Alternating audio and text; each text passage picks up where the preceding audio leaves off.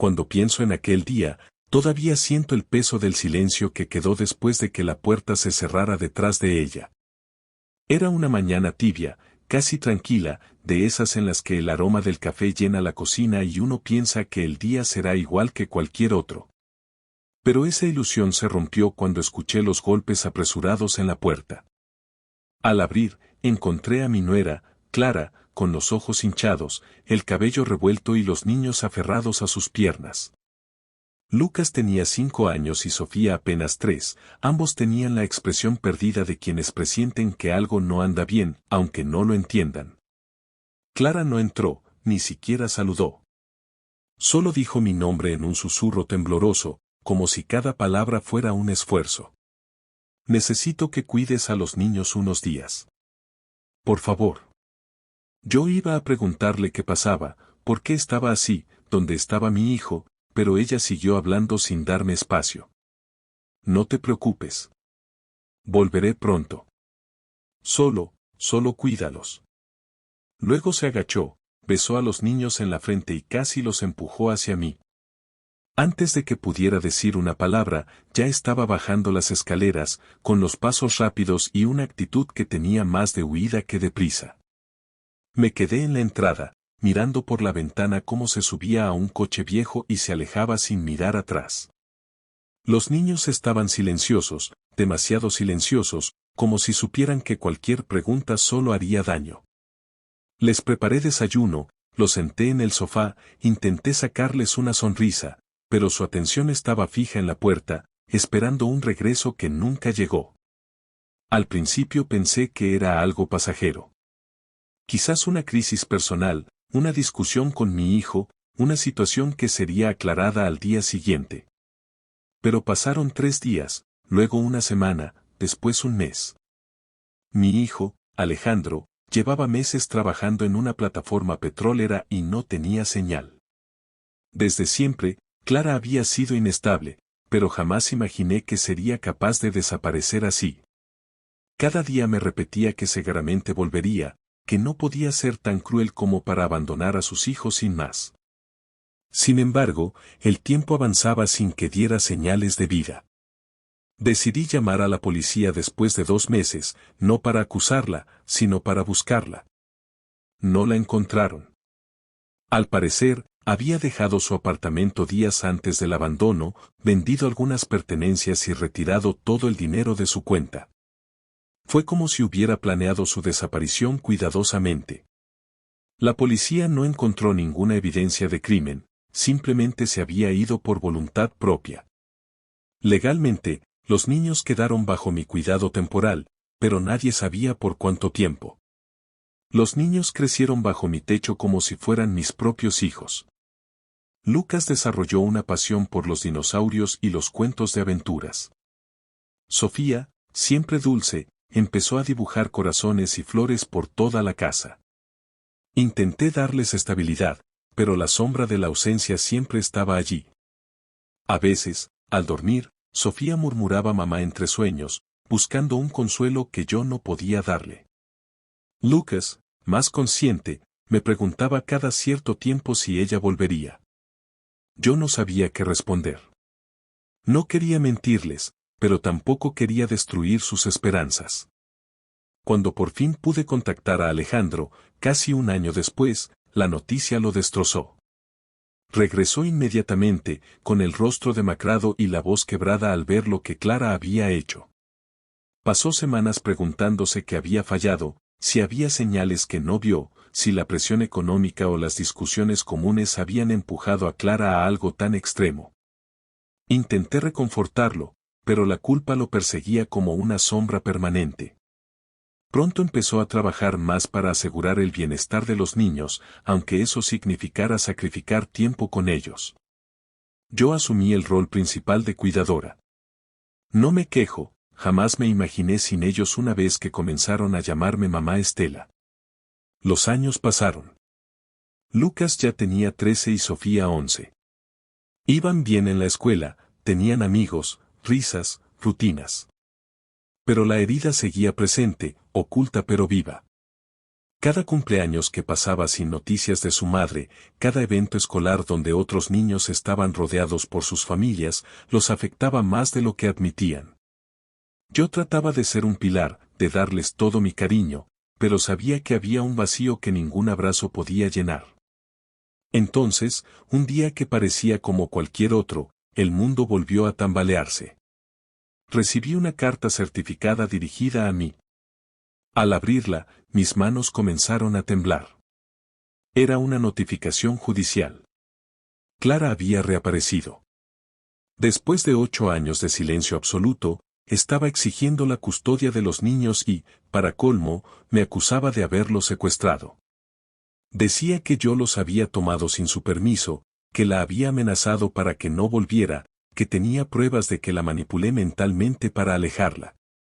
Mentiras, todas mentiras. Pero escritas con una convicción que helaba la sangre. No podía creerlo. ¿Cómo se atrevía?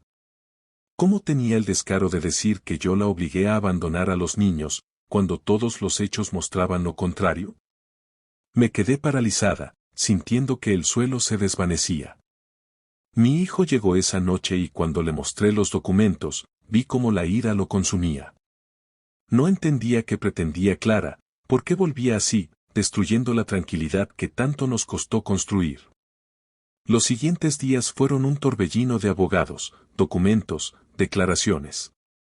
El proceso legal avanzaba rápido, como si Clara hubiera preparado todo antes de reaparecer.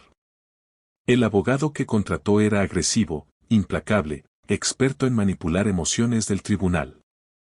Alegaba que Clara había sufrido una crisis emocional causada por nosotros, que se había sentido amenazada, que se había ido para protegerse, no por abandonar a sus hijos. Decía que yo había distorsionado su imagen ante los niños, que los alejé deliberadamente de ella. Cada palabra era un golpe directo a mi dignidad. Nunca había deseado nada malo para Clara, incluso en su ausencia, me preguntaba si estaría viva, si necesitaba ayuda. Y ahora venía a pintar la historia de la manera más retorcida posible. Los niños, al enterarse, reaccionaron con una mezcla de ira y miedo. Lucas se encerró en su cuarto por horas. Sofía lloró al escuchar que su madre quería llevarlos, aunque ni siquiera la recordaba bien. La primera audiencia fue una pesadilla. Ver a Clara entrar a la sala, vestida cuidadosamente, fingiendo fragilidad, con una expresión dolida calculada al milímetro, me dejó sin palabras.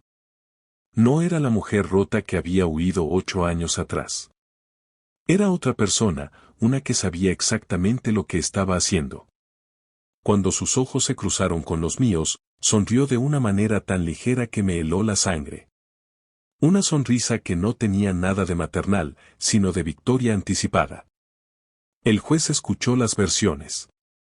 Mi abogado presentó pruebas de su abandono, el informe policial, los registros bancarios, los testimonios de vecinos, incluso el maestro de Lucas que recordaba cómo el niño llegó a la escuela sin ropa adecuada los primeros días, señal de que Clara llevaba tiempo descuidándolos. Ella, por su parte, presentó documentos que nadie se explicaba cómo había conseguido. Notas médicas falsas, correos electrónicos inventados, relatos distorsionados de supuestas amenazas. Era una actriz consumada. Yo, que solo quería proteger a mis nietos, me veía ahora atrapada en un juego sucio en el que ella manejaba las reglas. Cada audiencia era un desgaste emocional brutal. Clara hablaba con lágrimas que aparecían justo en el momento adecuado, diciendo que el motivo por el que no había regresado antes era que temía por su vida. Que yo la había manipulado psicológicamente durante años. Que Alejandro era violento, aunque no había un solo registro que respaldara tal afirmación. A veces, en la sala, veía a Clara mirarme con una mezcla de desprecio y superioridad.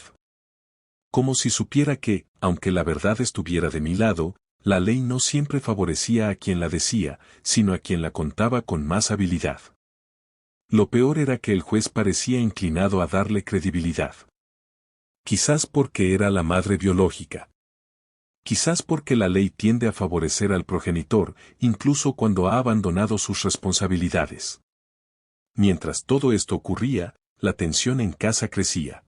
Los días Lucas siguientes empezó fueron a tener una mezcla pesadillas. constante de angustia, reuniones con abogados y silencios incómodos en casa. Lucas empezó a evitar conversar, pasaba horas encerrado en su cuarto, fingiendo estudiar, pero yo sabía que estaba lidiando con un conflicto interno que ningún adolescente debería enfrentar. Sofía, por su parte, había desarrollado un hábito inquietante, se mordía las uñas hasta lastimarse, un gesto que nunca había tenido antes. Yo intentaba consolarla con abrazos, cuentos antes de dormir o simplemente dejándola recostar su cabeza en mi regazo mientras acariciaba su cabello, pero nada parecía aliviar ese miedo agudo que le oprimía el pecho. Cada vez que recibíamos otra notificación del tribunal, sentía como mi corazón se reducía un poco más. Había criado a esos niños con amor, sacrificios y noches de desvelo que Clara nunca presenció. Pensar que ahora una juez podría decidir que debían marcharse con una mujer que nos había abandonado sin explicación me parecía una crueldad inimaginable. Sin embargo, Clara jugaba con ventaja, era la madre biológica. Y eso, incluso sin sus lágrimas ensayadas, ya ponía parte del peso de la balanza de su lado. Mi abogado, el señor Hernández, intentaba tranquilizarme cada vez que nos reuníamos. Estela, las pruebas están a nuestro favor. El abandono queda claro.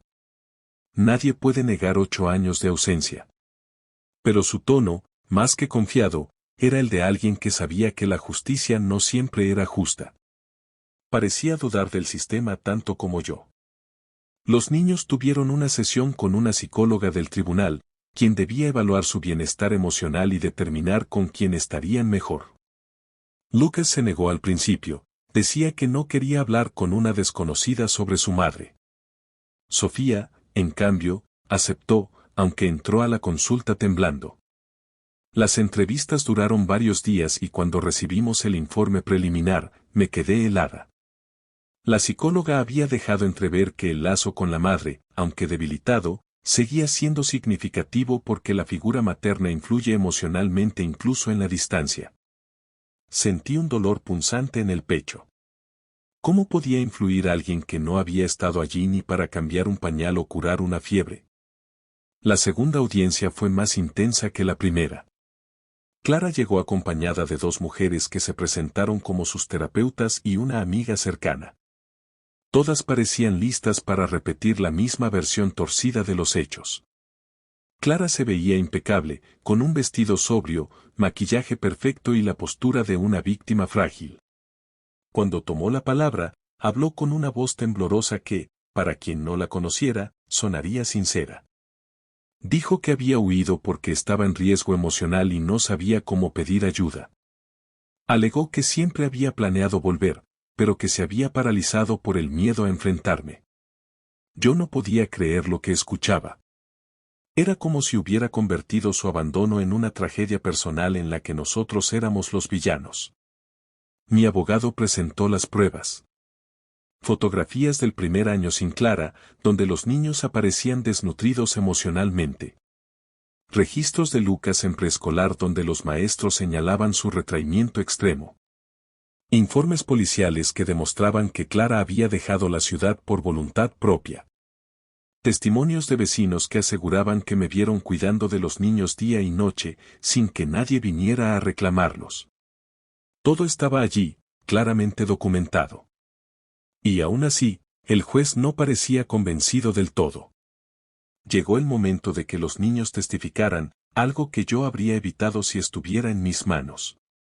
No quería exponerlos a ese dolor, pero el tribunal insistió en que era necesario. Lucas entró primero. Caminó hacia el micrófono con el rostro serio, los ojos apagados. Se sentó y suspendió unos segundos antes de hablar. Mi mamá se fue, dijo al fin, con un hilo de voz que se quebró en las últimas palabras. Nos dejó. No llamó. No mandó ni una carta. Nada. El abogado de Clara intentó desestabilizarlo, insinuando que yo le había lavado el cerebro. Lucas lo miró con una madurez que me sorprendió. Mi abuela nunca nos dijo nada malo de mi mamá. Éramos nosotros los que preguntábamos por qué no llamaba. El juez frunció ligeramente el ceño, como si esas palabras calaran más de lo que quisiera admitir. Sofía entró después. Ella no recordaba casi nada de su madre, y esa distancia emocional se reflejó en su voz. Quiero quedarme aquí, dijo con claridad. Con mi abuela, ¿por qué tengo que irme con alguien a quien no conozco? Su inocencia era como una daga que atravesaba el silencio de la sala.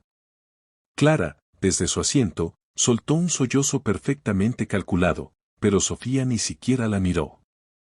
Cuando terminó la audiencia, yo tenía el pecho tan apretado que apenas podía respirar. Las semanas siguientes fueron una espera interminable. El juez tenía que emitir la resolución final, y cada día que pasaba sin noticias aumentaba mi ansiedad. Clara había empezado a aparecérseles de manera repentina a los niños, en la escuela, en la esquina de la calle, incluso un día frente a la casa. No los saludaba, no se acercaba, solo los observaba desde lejos, como si quisiera recordarles su presencia o tal vez intimidarlos. Esto solo aumentó el miedo de Sofía, quien empezó a dormir conmigo por las noches. Finalmente llegó el día de la resolución. Nos presentamos en el juzgado con el corazón en la mano. Clara estaba allí, con una seguridad que me alarmó. Era como si ya supiera el resultado. Cuando el juez entró, todos guardamos silencio. Empezó hablando despacio, repasando antecedentes, destacando la evidencia del abandono, pero también el derecho de la madre biológica a reintegrarse en la vida de sus hijos. Era un discurso ambiguo, difícil de interpretar, y cada palabra me hacía temblar más. Cuando por fin anunció la decisión, sentí que me arrancaban el aire de los pulmones. El juez dictaminó que Clara tenía derecho a iniciar un proceso de reunificación gradual con sus hijos, pero no obtuvo la custodia total. Se le concedieron visitas supervisadas durante 6 meses, y solo si la psicóloga del tribunal lo recomendaba después de ese periodo, podría aspirar a visitas sin supervisión. La custodia principal permanecía conmigo. Pero no era un triunfo, era una tregua que tenía sabor amargo. Clara sonrió apenas, como si supiera que era cuestión de tiempo antes de recuperar completamente a los niños. Mi hijo, en cambio, parecía listo para estallar de furia. Yo solo sentí un cansancio tan profundo que apenas podía sostenerme en pie. Las primeras visitas supervisadas fueron tensas. Los niños no querían ir, pero el tribunal les obligaba. Clara se comportaba de manera extrañamente dulce, demasiado amable para ser creíble, como si estuviera actuando frente a una cámara. Lucas apenas hablaba durante las sesiones, y Sofía se aferraba a la mano de la supervisora sin soltarla. La psicóloga observaba todo atentamente, tomando notas. Con el tiempo, algo inesperado ocurrió. Clara empezó a mostrarse impaciente. Su máscara se resquebrajaba. Al no obtener las reacciones afectuosas que esperaba de sus hijos, comenzó a perder la calma. Un día, cuando creyó que nadie la escuchaba, le dijo a Lucas, si tú y tu hermana hicieran un esfuerzo, podríamos vivir juntos otra vez. Tu abuela no quiere que eso pase. Lucas la miró con una frialdad que me rompió el alma cuando me lo contó después. La psicóloga lo presenció sin que Clara lo notara. Ese incidente cambió el rumbo del informe psicológico. La profesional concluyó que Clara estaba emocionalmente inestable, que ejercía presión indebida sobre los niños y que no había desarrollado capacidades parentales reales durante el proceso. El informe fue enviado al juez. Cuando se convocó la audiencia final para revisar el caso, sentí una mezcla de miedo y esperanza. El juez, después de escuchar el informe y revisar nuevamente las pruebas, declaró que las visitas quedaban suspendidas indefinidamente y que la custodia completa de los niños quedaba bajo mi responsabilidad, con posibilidad de adopción en un futuro si así lo deseábamos. Clara se levantó enfurecida, gritando que todo era una conspiración, que todos estábamos en su contra, que le habíamos robado a sus hijos. El juez ordenó que la sacaran de la sala. Esa fue la última vez que la vi. Los niños respiraron aliviados. En casa, esa noche, Lucas me abrazó por primera vez en meses. Sofía durmió sin despertarse llorando. Yo me senté en la cocina, con una taza de té,